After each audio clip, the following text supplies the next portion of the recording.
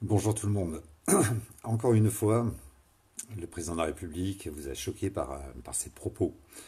Euh, Est-ce qu'il est complètement cinglé et ne maîtrise pas ses paroles ou est-ce que tout ça est bien réfléchi? Il est loin d'être con malgré ce qu'on se plaît à dire en France, parce que les cons c'est nous.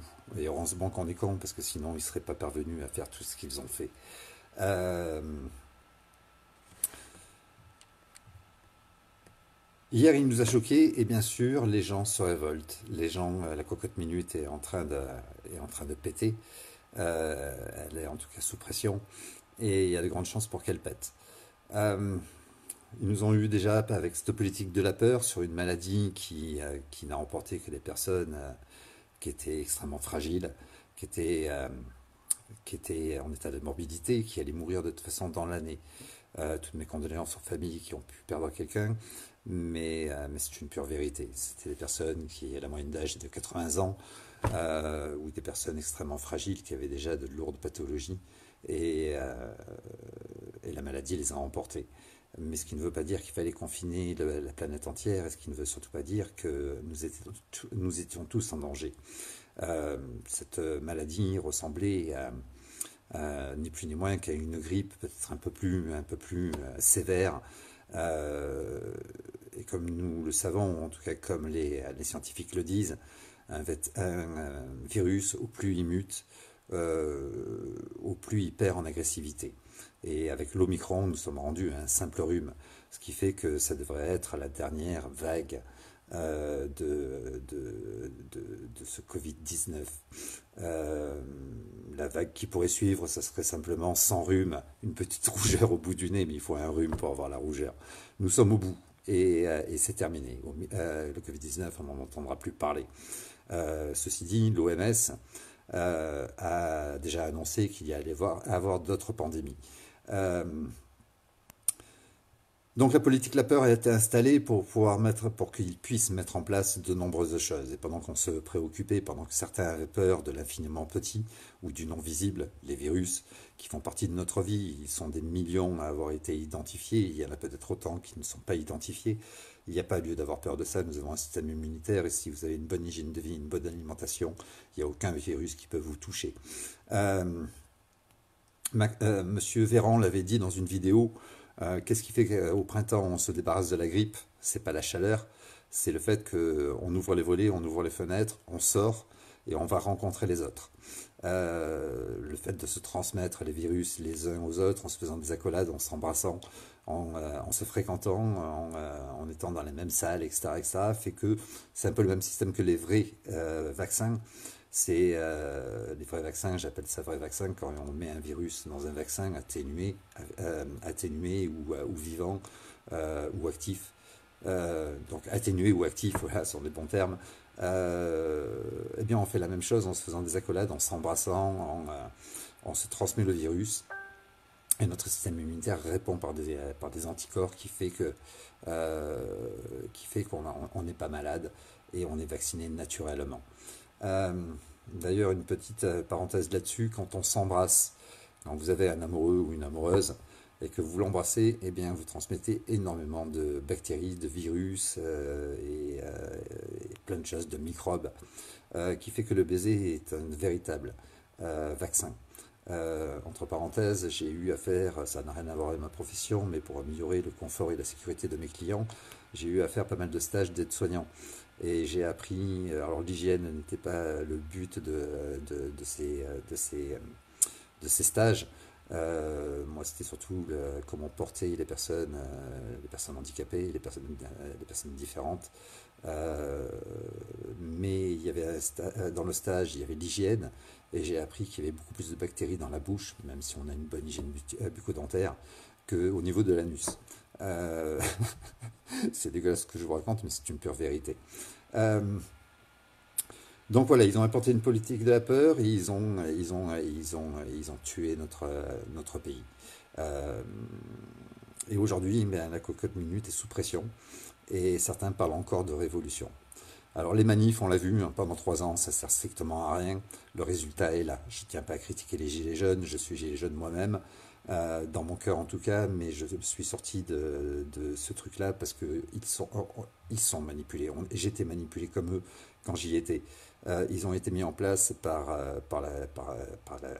l'élite. Il n'y a qu'à voir The Economist 2017, ils annonçaient l'arrivée des Gilets jaunes en 2018. Euh, Ce n'est pas une critique que je fais. J'aimerais que ce mouvement populaire, qui est plus que formidable, plus que, il était inattendu en France. Je ne pensais pas que ça pourrait arriver, autant de solidarité, de fratrie, etc., de fraternité. Mais il faudrait pouvoir le détourner pour qu'on soit là où ils ne nous attendent pas. Notre seule arme, l'une de notre seule arme, c'est l'imprévisible. Pour le moment, on a été plus que prévisible. Qu'est-ce que fait un peuple quand il est en colère? Il manifeste. Et ça, il le savait, il s'y attendait. D'ailleurs, en novembre 2020, M. Macron offrait un budget de 320 millions d'euros à la police pour qu'ils puissent s'équiper en blindés, en grenades lacrymogènes, en LDBD, etc. Euh, donc on est prévisible pour le moment. Et l'idée, ça serait d'être totalement imprévisible, organiser dans les supermarchés des opérations coup de poing, des opérations éclairs, où on rentrerait tous et on éviterait tous les gens à enlever leur masque en leur disant que c'est terminé, qu'on doit reprendre nos droits. Euh, si personne obéit, personne ne gouverne. C'est une règle mathématique de base que vous devez tous comprendre. Et jusqu'à présent, eh bien, on a tous participé au nouvel ordre mondial et on a tous participé à aider Macron. Quelle que soit notre profession, que ce que soit tout ce qu'on fait, ne serait-ce qu'en ayant nos smartphones, etc., on participe à, à la distanciation sociale parce que on n'a plus de communication entre nous. Regardez les gens, ils peuvent s'asseoir sur un banc dans la rue et plutôt que d'avoir une conversation, plutôt que de plaisanter entre eux, ils vont chacun sortir leur écran et s'isoler. Ah, pourtant, ils sont côte à côte. Et c'est une pure vérité, une triste vérité, parce qu'on peut le voir au quotidien. Je vous invite juste à sortir. Moi, je reviens de l'extérieur et j'ai encore vu ce spectacle lamentable. Euh, nous avons plus de relations entre êtres humains. Et pourtant, on a de plus en plus de moyens de communication. C'est ça qui est dingue. Euh, Aujourd'hui, grand nombre de personnes parlent de révolution. Les manifs, c'est obsolète, ça sert à rien, on s'en est rendu compte en 3 ans, il n'y a aucun résultat. Certains se plaisent à dire on leur a fait peur, certains se plaisent à dire on les a retardés. Il ne s'est rien passé. Macron a évolué comme il avait envie d'évoluer, comme c'était prévu de le faire. Euh, les dérapages du président de la République, est-ce que c'est parce qu'il est cinglé ou est-ce que c'est parce qu'il est ingérable? Je pense tout le contraire. C'est parfaitement voulu. Souvenez-vous que ça a été vu avec Mitterrand, avec Chirac, avec tous les présidents que nous avons eus. Ils ont des conseillers en images qui leur disent exactement comment ils doivent s'habiller, comment ils doivent parler. Ils ont même des gens qui sont là pour mettre en place leur discours. Ils sont entourés de conseillers. Et si Macron dit des choses comme dans les gares, on y trouve les gens qui réussissent et les gens qui n'y sont rien, ou alors je ne céderai rien aux feignants, ou encore hier, je vais emmerder les non-vaccinés, eh bien ce sont des discours qui ont été réfléchis longtemps à l'avance. Ils savaient ce qu'ils disaient et ça a été fait pour vous mettre en colère, pour vous amener à la révolution qu'ils attendent. La révolution, comme bloquer la France, ce sont des outils qui sont totalement obsolètes, qui datent de 1968. C'était le XXe siècle, c'était le siècle dernier. Nous sommes au XXIe siècle, bienvenue à toi Hibernatus, si tu viens d'être décongelé. Nous sommes en 2021, en 2022, pardon, j'ai pas encore l'habitude, en 2022, et tout a changé. Nous sommes au XXIe siècle. Euh, Bloquer la France, c'était valable dans les années 68. Pourquoi? Parce qu'il y avait des petites entreprises, des petites usines familiales. Et quand on bloquait, eh bien, le patron, il crevait la dalle comme vous. Aujourd'hui, nous avons affaire à des multinationales qui ont racheté toutes ces usines familiales. Ces multinationales ont des centres de production dans le monde entier. Et si vous venez à bloquer la France, eh bien, ils accéléreront la production dans les autres pays et ça ne les empêchera pas de vivre. Quand bien même vous allez bloquer la France, ce qui veut dire que vous allez faire les courses à l'avance pour pouvoir survivre, parce que sinon les courses ne seront plus possibles, il n'y aura plus de camions qui alimentent les supermarchés, etc. Donc vous allez faire les courses à l'avance pour pouvoir survivre, et donc vous allez permettre aux ces multinationales de l'agroalimentaire de faire leur chiffre d'affaires. Et dans une entreprise, quelle que soit l'entreprise, même si aussi petite soit-elle, ce qui compte c'est le chiffre d'affaires à l'année. Et ils feront leur chiffre d'affaires comme d'habitude. Donc vous n'allez pas les déranger. Par contre, comme tout sera bloqué, ils vont supprimer le petit personnel, ils vont le mettre au chômage technique. Et c'est encore vos semblables que vous allez emmerder, comme dans les manifs. Dans les manifs, vous faites quoi? Vous bloquez la circulation. Il y a des gens qui sont pressés de rentrer chez eux pour voir leurs gosses, qui ont envie d'aller revoir leur maman en maison de retraite, qui sont fatigués du travail, comme vous, et qui ont besoin de rentrer chez eux pour se reposer, ou peut-être qu'ils vont au travail et vous les emmerdez parce qu'ils vont arriver en retard au travail et se faire réprimer par leur patron. Donc vous emmerdez que votre semblable, mais surtout, surtout pas l'élite, en aucun cas. C'est même pas sûr qu'ils vivent dans notre pays. Ils sont certainement dans des îles paradisiaques ou à bord d'un yacht en train de siroter leur petit cocktail en vous regardant faire les pitres dans la rue. Et pendant 3 ans, nous avons écouté des influenceurs sur Internet, des lanceurs d'alerte, etc., qui vous ont invité, comme les Olive, que vous avez écouté, à aller sans arrêt en manif, parce qu'ils organisent sans arrêt des manifs. Alors j'ai un grand respect pour Olive, qui a fait des choses remarquables, et d'ailleurs hier j'ai suivi l'émission de la participation citoyenne aux élections présidentielles. Et j'ai eu une lueur d'espoir en voyant ça. Il y a des citoyens qui se présentent à l'élection présidentielle. J'aurais aimé faire partie de cela, j'avais travaillé pour, mais les choses ont fait que j'ai pas pu terminer mon travail et que j'ai renoncé à le faire. Manque de courage, beaucoup de fatigue et beaucoup de choses personnelles à m'occuper. Euh, Ceci dit, ça reste un énorme espoir. Faut-il encore que les présidentielles aient lieu? Et de nombreux docteurs en droit, de nombreux économistes annoncent que les élections risquent de ne pas avoir lieu. Il y a de très fortes chances pour que ça se discute dans les couloirs, pour que les élections soient retardées ou alors qu'elles n'existent plus. Monsieur Macron a pour idée, ça se discute encore, a pour idée de donner la présidence de la France à l'ONU. Pour ce faire, pour ce faire, eh bien, il attend la révolution et il la provoque. Comment ne pas se rendre compte qu'il veut la révolution? Ne serait-ce que par les propos qu'il tient à la télé pour vous provoquer, ne serait-ce que par cette destruction de nos droits et de nos libertés. Euh, ils la veulent. Monsieur Attali l'avait dit, nous attendons une révolution avant 2022. Il y aura une révolution en France avant 2022. Nous sommes en 2022, mais le problème c'est que les Français, et tant mieux, les Français n'ont pas une âme de guerrier comme le peuple arabe qui a pu faire la révolution, la Tunisie, l'Égypte, etc., etc. Ils n'ont rien à perdre. Et quelque part, ils y sont allés parce qu'ils n'avaient rien à perdre. Mais ça n'a pas changé leur truc puisqu'ils ont fini par voter voter pour une dictature qui était encore pire de ce qu'ils avaient avant. Euh, il y a des choses à faire, mais surtout pas la révolution, qui permettrait à M. Macron, parce qu'il l'attend, qui permettrait à M. Macron de mettre en place une loi martiale. Est-ce que vous voulez avoir des militaires dans les rues qui contrôlent vos allées et venues? Est-ce que vous voulez d'un couvre-feu perpétuel? Est-ce que vous voulez de ça pour l'avenir de vos enfants? Est-ce que vous voulez voir supprimer la Constitution et les droits de l'homme parce que vous avez fait les cons dans la rue, parce que vous avez voulu cette putain de révolution qu'ils attendent? Est-ce qu'on est assez cons pour leur offrir ce qu'ils attendent de nous et pour être là où ils veulent qu'on soit? Jusqu'à présent, oui. Et c'est tant mieux pour lui parce qu'il a réussi. Et rien ne l'a empêché d'avancer.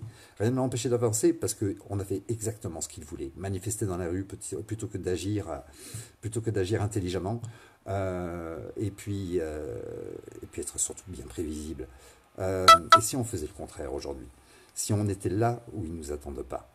Si, plutôt que d'aller manifester et de déclarer des manifs, on rentrait à 200, 300 dans les supermarchés en se faisant aider par les départements voisins et en n'étant jamais au même endroit, en disant stop, on arrête le port du masque dans tous les lieux publics, mener des opérations.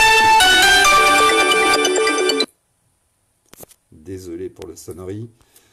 Et puis il y a une chose à faire, plutôt que de faire des manifs.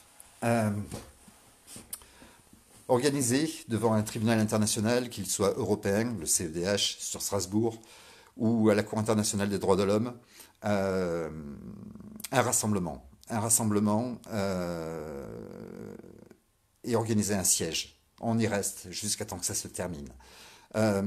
Organisé comme ça a été fait dans les années 70 à Lens par des ouvriers, un tribunal populaire, avec une précondamnation de l'ensemble des acteurs qui ont participé à ce désastre mondial, à savoir les multinationales comme Pfizer, qui est un des plus grands délinquants de cette planète, avec avec un record de condamnation de 2 milliards d'euros, 2 milliards de dollars, mais au total, 4 milliards et quelques de condamnations au total. C'est l'un des plus grands criminels de cette planète. Ça reste une personne morale, non, une personne morale, oui, c'est une société anonyme, mais derrière, il y a des actionnaires, et ces gens-là sont des véritables criminels. Ils devraient être condamnés pour crimes contre l'humanité. Et aujourd'hui, on nous vaccine avec les produits de ce criminel. Organiser donc un tribunal populaire devant une cour internationale, cour européenne ou cour internationale des droits de l'homme, avec les droits de l'homme en poche, et en condamnant, nous le peuple, en condamnant l'ensemble de ces personnes.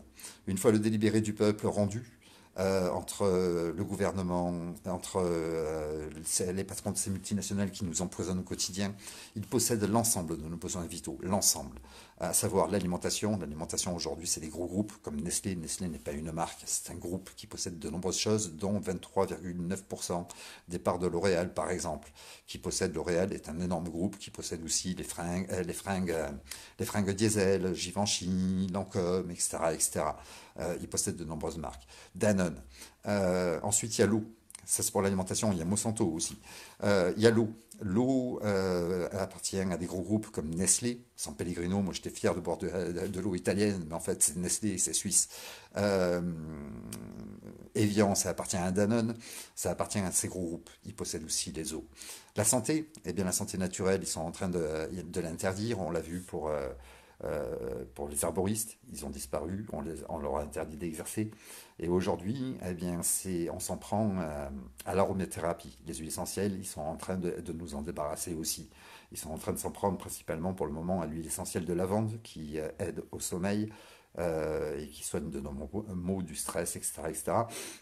Ils sont en train de faire disparaître les médecines naturelles pour avoir le monopole de la santé avec les médicaments, avec le chimique qui est plus là pour détruire notre santé, parce que quand vous prenez un cacheton pour les maux de tête, sans le savoir, si vous en prenez régulièrement, vous risquez une hépatite médicamenteuse, vous risquez de vous bousiller le foie. Et tous les médicaments ont des effets secondaires.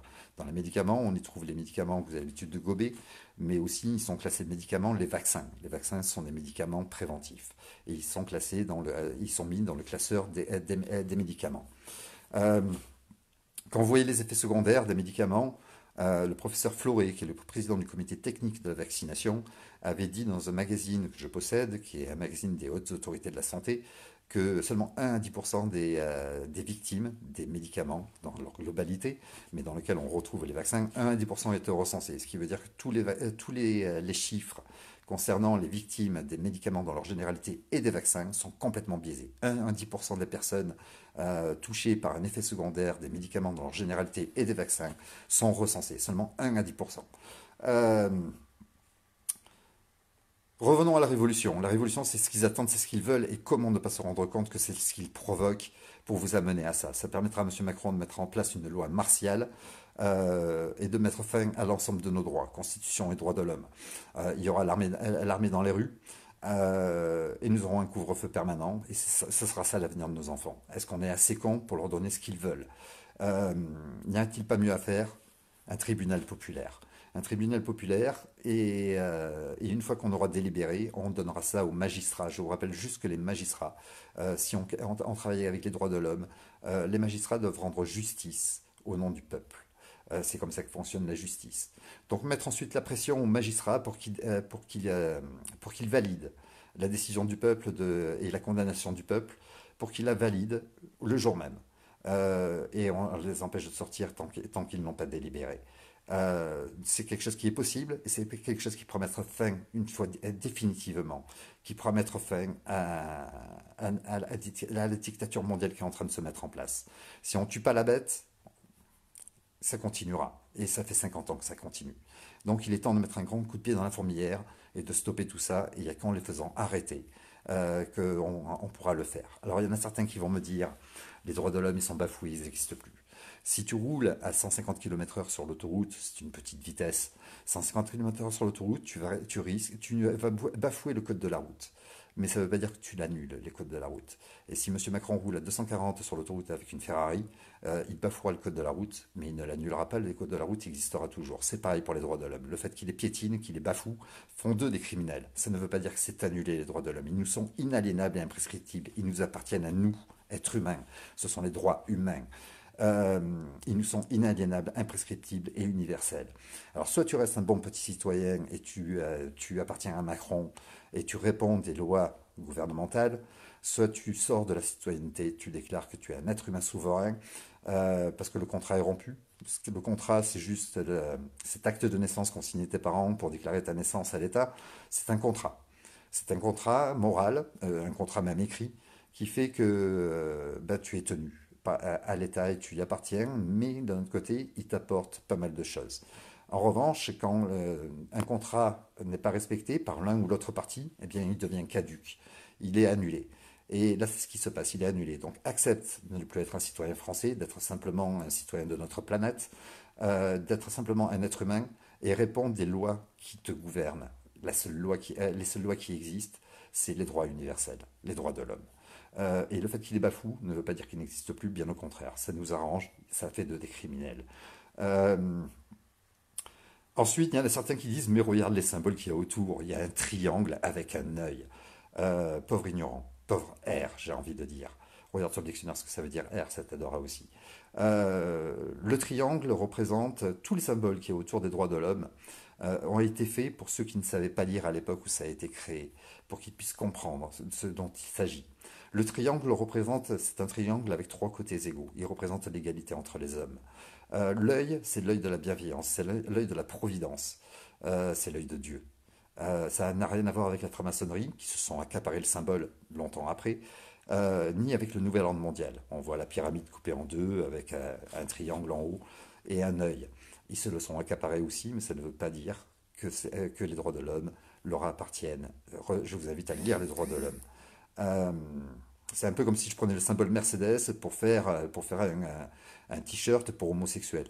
Je n'ai rien contre les homosexuels, mais ça ne vaudra pas dire que pour certains qui sont un petit peu perturbés ou qui ont du mal à comprendre les choses, ça ne voudra pas dire que les Mercedes, ce sont des voitures pour homosexuels. Non, non, non, ça voudra dire que j'ai voulu me servir d'un symbole pour un principe marketing, pour vendre, mais ça ne veut rien dire au fond. Eh bien, pour les droits de l'homme, c'est la même chose. Le fait qu'il soit accaparé certains symboles ne veut pas dire que les droits de l'homme ont été écrits par eux ou que les droits de l'homme sont pourris. Je vous invite juste à les lire, d'en prendre connaissance. Euh, beaucoup de gens ignorent ce que c'est la hiérarchie des normes. Je vais vous montrer, je le mettrai en haut de ma vidéo. La hiérarchie des normes, c'est ça. Alors, je vous invite juste à regarder en bas et vous verrez que c'est plus qu'officiel.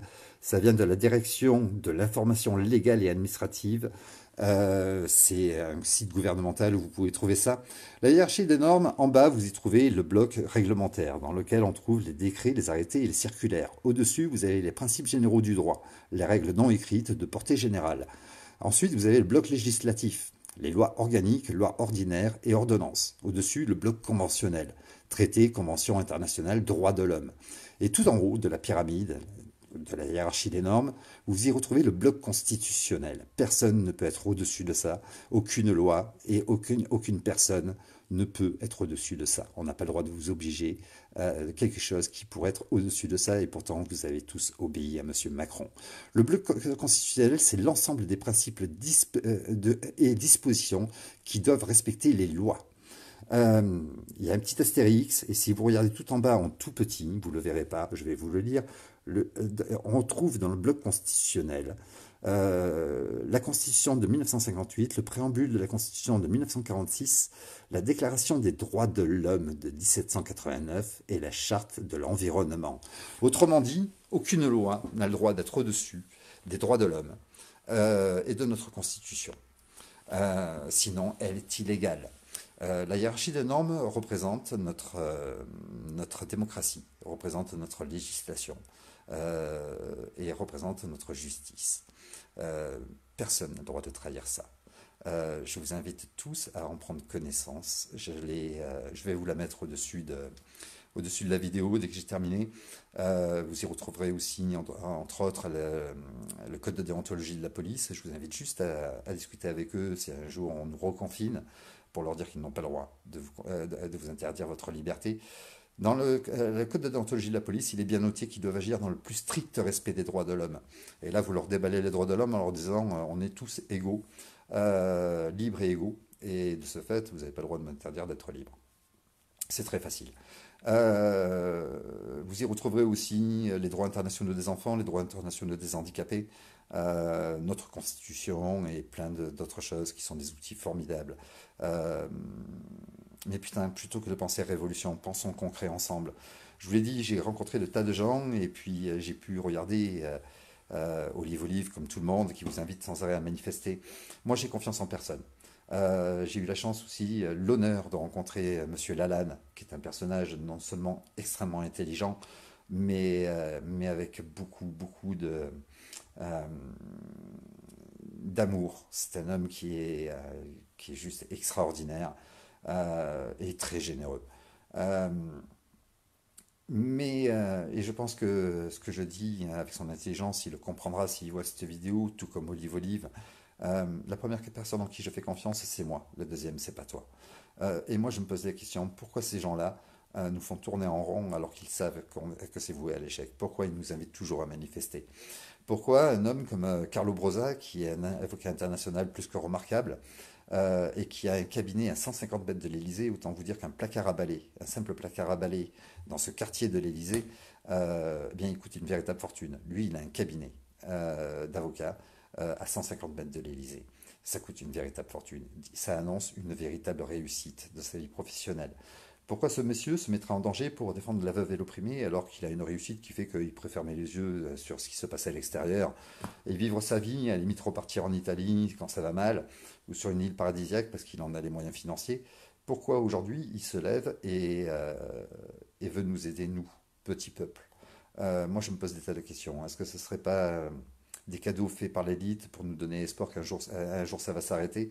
Et on l'a vu pendant 3 ans, rien ne s'est arrêté, et là nous arrivons au bout. Euh, Il y en a qui s'accrochent aux élections en disant bien toutes les élections, Macron il va dégager. Il y a un docteur en droit, je vais vous montrer la vidéo. Il y a un docteur en droit qui s'exprime, mais c'est pas le seul. Il y a beaucoup d'économistes, beaucoup de docteurs en droit, beaucoup de gens qualifiés pour pouvoir en parler, qui ont expliqué que quel que soit celui qui, si, a lieu, si l'élection présidentielle a lieu, quel que soit celui qui sera élu, à savoir que nous allons être manipulés pour voter pour ceux qui sont en tête de liste, les Zemmour, les Marine, les Mélenchon et toute cette clique qui ne change jamais, qui applique toujours la même politique depuis plus de 50 ans. Vous allez voter pour eux, pour 3 mois après vous dire je me suis fait enculer. C'est exactement comment se passent toutes les élections présidentielles depuis que je peux les vivre, depuis que je suis né, depuis 51 ans. Ça s'est toujours passé de la même façon. C'est au début, je suis plein de conviction, j'écoute ses promesses, je pense qu'il va tenir ses promesses. Et 3 mois après, vous vous rendez compte qu'il n'a pas tenu ses promesses, qu'il a fait exactement l'inverse de ce qu'il avait promis. Et là, vous vous sentez trahi. C'est quand que vous allez changer de mentalité pour arrêter de reproduire exactement et toujours la même chose.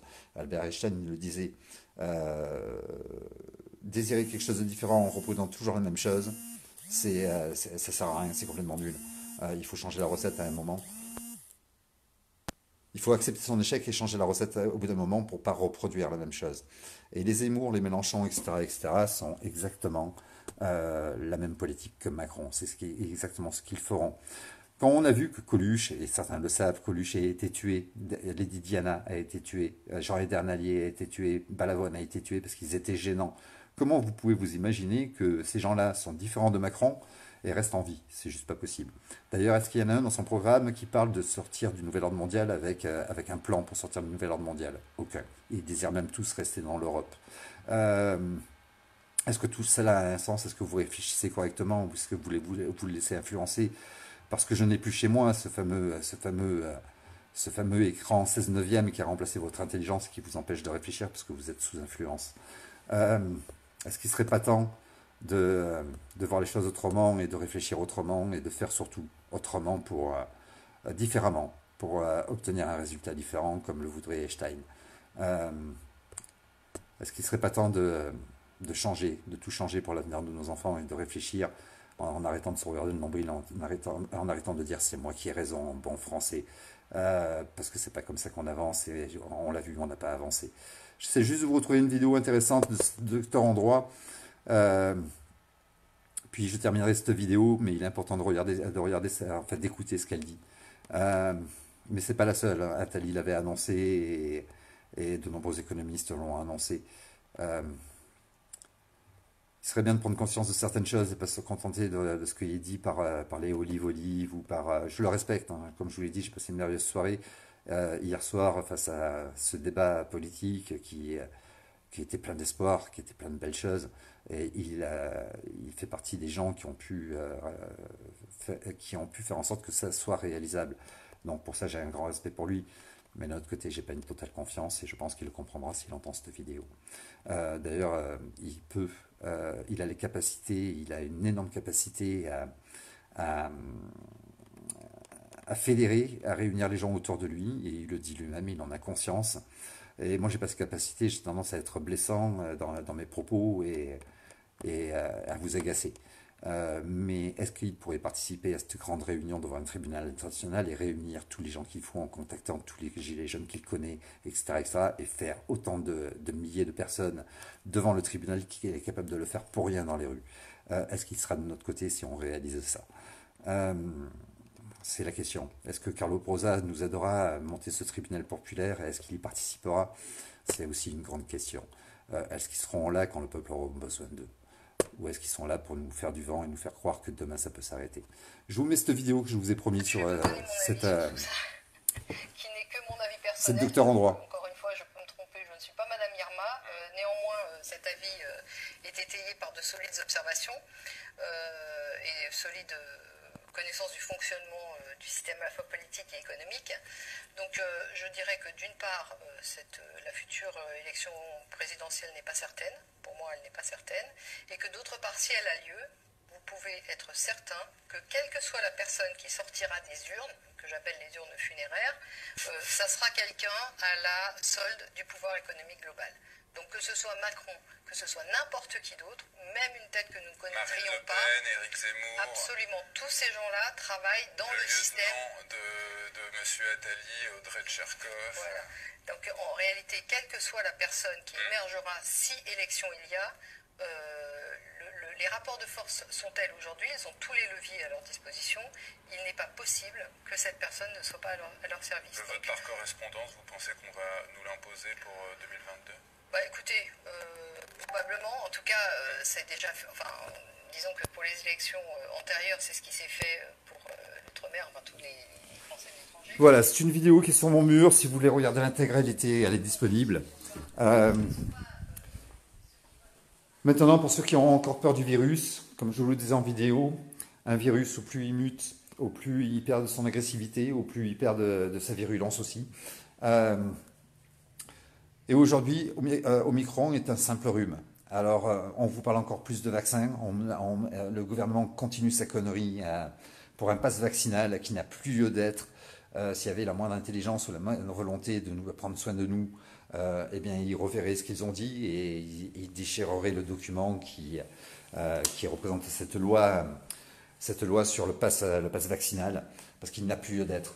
C'est un simple rhume et c'est la dernière vague d'Omicron. Tous les scientifiques sont d'accord pour le dire.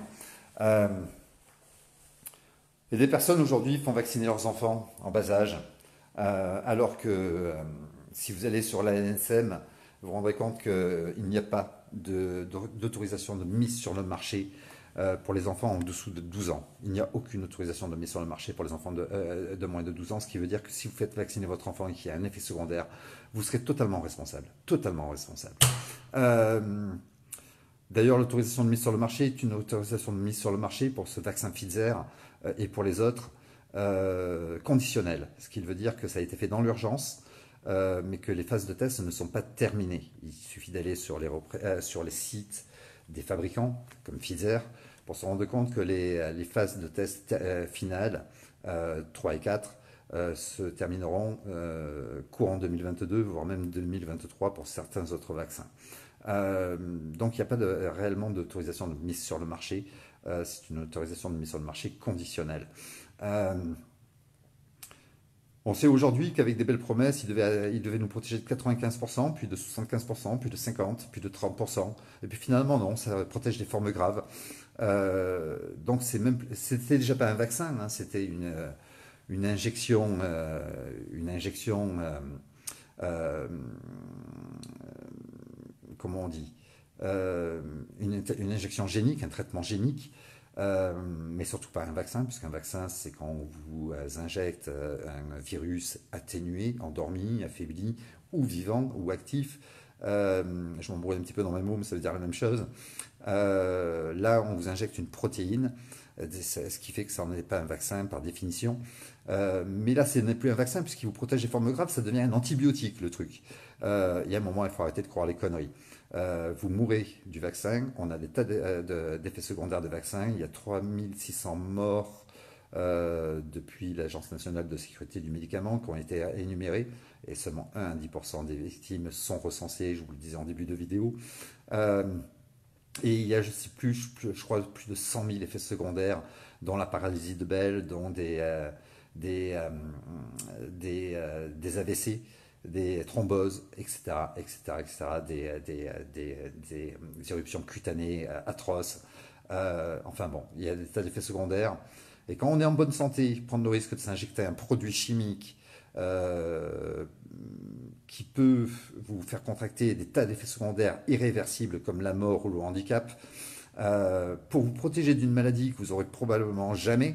Moi, je suis désolé, mais je ne sais pas comment vous réfléchissez, mais pour moi, ça relève de l'absurde et de la débilité. Nous avons un système immunitaire qui nous protège. Et on n'a pas besoin d'être vacciné contre tout pour répondre à des maladies.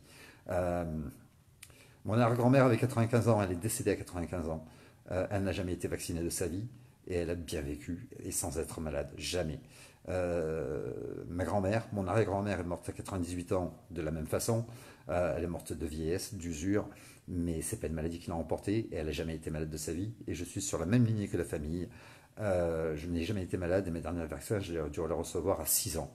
Euh, Diphtérie, tétanos, polio à l'époque. La France et outre-Méditerranée de l'autre côté, et qui sont excellentes pour la santé, euh, qui sont préventives à beaucoup de maladies. D'ailleurs, si vous intéressez, je vous invite à vous intéresser au professeur Joyeux qui fait de nombreuses conférences et qui les publie sur YouTube. Je vous rappelle juste que le professeur Joyeux est un personnage qui a fait la fierté de la médecine française durant des années et la fierté surtout de l'hôpital de Montpellier.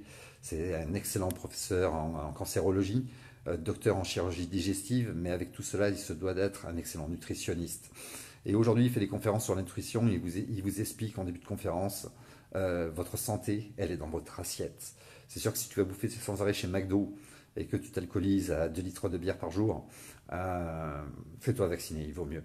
Maintenant, si tu as une bonne hygiène de vie, il n'y a aucune raison qu'une maladie, une quelconque maladie puisse te toucher. Et tu n'auras pas besoin de médicaments non plus. Euh, tous ces professeurs en médecine, comme le professeur Joyeux, le professeur Montagnier, euh, le professeur Perronne, le professeur Raoult, qui sont des fiertés de la médecine française, et pour le professeur Raoult, l'un des savants, l'un des chercheurs, l'un des scientifiques les plus écoutés au monde et les plus brillants de notre planète. Euh, Tous ces gens-là ont été traînés dans la boue, y compris le docteur Toubiana, qui est ni plus ni moins qu'un chercheur du CNRS, l'Institut national de recherche scientifique et médicale, ou un truc comme ça, la seule institut de sciences nationales. Ce grand chercheur a lui aussi, comme tous les professeurs en médecine qui se sont exprimés sur cette maladie, qui ont contredit le conseil scientifique totalement corrompu de notre gouvernement, ou M. Véran qui est conseillé par quelqu'un qui travaille pour Pfizer. Je vous invite juste à regarder dans les magazines, vous retrouverez facilement que M. Véran s'est entouré d'un conseiller qui est en lien étroit avec la société Pfizer. Euh, Tous ces gens-là ont été traînés dans la boue alors qu'ils représentent la fierté de notre médecine ils ont servi notre santé durant des années. Je ne suis pas pour la médecine du médicament, j'aime pas trop cette médecine occidentale parce qu'on soigne le symptôme avant de s'intéresser à la cause du symptôme. Et pour moi, c'est un non-sens. Tu as mal à la tête, on va te donner un cacheton pour la tête sans s'intéresser à savoir pourquoi tu as mal à la tête. Donc en fait, ça consiste à dire, sur la voiture, j'ai une lumière rouge. Dans ma voiture, j'ai une lumière rouge qui s'allume sur le tableau de bord. Je vais démonter la lumière rouge, comme ça je suis plus gêné et je peux continuer à conduire. Sauf que la lumière rouge, elle annonce une alerte moteur et le moteur peut casser. Quand vous prenez un cacheton antidouleur, la douleur est la lumière rouge, l'alerte. Et quand vous prenez un cacheton contre la douleur, bien vous endormez la douleur. Mais par contre, la cause, elle continue. La médecine chinoise, elle se penche sur notre santé d'une façon différente et je l'apprécie beaucoup plus parce que je trouve qu'il y a une bonne intelligence. Vous avez un symptôme, on s'en fout. On veut savoir pourquoi vous avez eu ce symptôme, pourquoi vous êtes tombé malade et on va régler le fond du problème. Et de ce fait, eh bien, la lumière rouge, on n'en a rien à foutre. On va regarder sous le capot d'où vient le problème. On va aller chercher d'où vient le problème, si c'est le carburateur, si c'est le filtre à air, si c'est les bielles qui fonctionnent bien, si c'est les pistons qui sont pas... Et puis on va trouver, et la lumière rouge va s'éteindre. J'aime pas du tout cette médecine occidentale parce qu'elle relève sur rien d'intelligent. Vous avez un symptôme, on vous donne un médicament. Quelque part, je suis un petit peu capable de le faire, même si je ne suis pas médecin. Tu viens chez moi, tu me dis t'as mal à la tête, prends un efferalgan, c'est facile. Par contre, pourquoi tu as le mal à la tête, ça par contre, ça demande de faire des examens, etc. etc. et peut-être qu'il n'y aura pas besoin de médicaments pour le régler, mais là, ça n'intéresse pas les médecins, parce qu'il n'y a pas de chiffres d'affaires qui sont faits pour les laboratoires, et eux ne touchent plus les petits cadeaux. Mon ex-compagne, pendant 5 ans, elle s'est plainte de mal à la tête, elle revenait de chez son médecin avec un tube d'efferalgan. Et moi, je me foutais de la gueule de son médecin en disant, mais il fait quoi dans la vie, ton docteur? Parce que j'aurais été capable de lui dire, t'as mal à la tête, efferalgan, bien sûr. C'est pas Vivagel, bien sûr, mais c'est bien sûr. 5 ans après, on s'est rendu compte, elle a eu un trouble dans la vision. Son ophtalmo lui a fait faire un fond de l'œil. Il y avait des angiomes, il a poussé jusqu'à un scanner. Et on s'est rendu compte qu'en fait, elle souffrait d'un anévrisme depuis 5 ans. L'opération a eu lieu et elle est décédée dans mes bras en réanimation. On aurait pu la sauver. On a attendu 5 ans. C'était 5 ans de trop. C'est comme ça que pratique notre médecine aujourd'hui. Vous avez un symptôme, on ne s'intéresse pas du tout à votre état de santé. On va s'intéresser aux symptômes simplement, en faisant disparaître le symptôme, tout en sachant qu'en endormant la douleur, le problème il va gangréner. Et ça, c'est pas de la vraie médecine, ça c'est du business. Certains médecins que j'ai pu rencontrer dans ma vie, honnêtes, des vieux médecins. Le premier m'avait dit, un d'entre eux m'avait dit, une vraie consultation, c'est 1 heure. Alors 1 heure, c'est pas juste pour palper et consulter le corps du patient, c'est palper et consulter le corps du patient, le fond de gorge, le fond de l'œil, etc., etc. Mais ensuite, beaucoup de conversations. C'est en discutant avec son patient qu'il apprend de son patient et qu'il peut le soigner ensuite. Aujourd'hui, une consultation, elle dure un quart d'heure, une demi-heure. Ils n'ont plus le temps de consulter, ils doivent faire du chiffre, ils doivent penser à nourrir leur famille. Et un autre m'avait dit, un patient de soigner, c'est un client de perdu. Est-ce que vous voyez la nuance? Un patient de soigner, c'est un client de perdu, ça veut tout dire. Ils font du chiffre d'affaires et ils sont arrosés par les laboratoires. Mais pas que, par le CPAM aussi. Si vous tapez sur Google ROSP, R comme réénumération, O comme objectif, SP, santé publique. Réénumération, objectif, santé publique. Vous tapez ROSP Amélie sur Google et vous êtes tombé sur une page de toutes les primes que verse notre cher CPAM aux médecins pour prescrire des médicaments et des vaccins qui sont dangereux, comme les IPP par exemple, les inhibiteurs de pompe à protons. À penser comme ça, quand vous avez une petite aigreur d'estomac, une remontée acide, vous prenez un IPP, ça règle le problème. Mais quand vous le prenez sur du long terme, c'est un médicament qui engendre des effets secondaires terribles et qui peut être aussi qui peut engager des problèmes neurologiques et graves. C'est écrit dans la notice. Les vaccins que votre médecin vous propose gentiment, il est rémunéré s'il arrive à vous les prescrire, à vous les injecter. Et il ne crache pas sur la soupe, il se fout bien de ce que ça peut vous faire comme effet secondaire. D'ailleurs, la notice, il la lit jamais, il vous dit de ne pas la lire. Pour lui, c'est juste pour protéger le flacon. Je vous invite à la lire. On s'intéresse aux vaccins depuis peu parce que vous êtes concerné. Mais quand vous injectez 11 vaccins différents à votre enfant, 11 valences, 11 virus, avec tout ce qu'il y a comme produit dans l'intérieur du flacon, comme bien sûr on en a entendu parler. Euh, Tout le monde en a parlé, le sel d'aluminium, mais il n'y a pas que ça, il y a de la formaldéhyde qui est reconnue comme étant hautement cancérigène, qui a été interdite dans les encens et dans les bougies parce que cancérigène à respirer, dangereux pour votre santé, mais on n'a aucun scrupule à l'injecter à un nourrisson de 2 mois. Il vient de naître, on lui injecte déjà un produit toxique avec les sels d'aluminium. Il y a des neuroleptiques, euh, des névroleptiques aussi. Il y a c'est une bouillie du diable, le vaccin. Mais vous y êtes jamais intéressé parce que ça ne concerne que vos gosses. Allez-y, vaccinez-le, on s'en branle. Là, aujourd'hui, on vous parle de vous faire vacciner vous. Et là, vous réagissez. Euh, mais les vaccins, tous les vaccins sont dangereux. Même les vrais vaccins, ceux qu'on injecte à vos enfants. Mon enfant est né en bonne santé. À l'âge de 21 mois, il a fait ses dernières injections. Ses derniers putains de rappels. Il était en bonne santé, il jouait à la bagarre avec son papa, et à chaque fois il me faisait saigner du nez, il gagnait toujours la bagarre. Il me tirait les cheveux, il démontait la maison, il arrachait la tapisserie. On lui a fait ses dernières injections en une semaine, il présentait les premiers symptômes. Un mois après, il était polyhandicapé à vie. Euh, j'ai été comme vous. J'ai été dans l'ignorance et moi je me suis fait vacciner, j'ai jamais vu d'enfants qui ont souffert de la vaccination, qui ont eu des effets secondaires parce qu'on les cache bien, on n'en parle pas. Je me suis battu pour que les médias en parlent, il n'y a pas beaucoup de médias qui ont accepté d'en parler. Euh, j'ai été dans l'ignorance comme vous, mais aujourd'hui le message passe de plus en plus, il y a de plus en plus de parents qui en parlent. Dernièrement, le petit Livio, je connais bien les parents, j'ai eu l'honneur de rencontrer ce gamin formidable qui est un véritable guerrier qui luttait contre son handicap. Dernièrement, au début décembre, Livio est décédé. La petite Lolita, qui était une compagne de guerre de mon fils Nello, qui est partie elle aussi. Je suis allé à l'enterrement. Tous ces gamins qui sont handicapés, polyhandicapés, avec des maladies auto-immunes qui déclenchent des cancers ou qui décèdent à cause des vaccins. Et vous continuez à faire vacciner vos enfants.